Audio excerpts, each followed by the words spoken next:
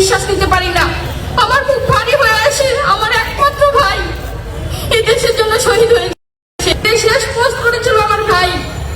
সে post দেখার পর থেকে আমি, এর আগে ওর সাথে আমার 2 বার কথা হয়েছিল, 5 তারিখে মোট 3 বার কথা হয়েছে।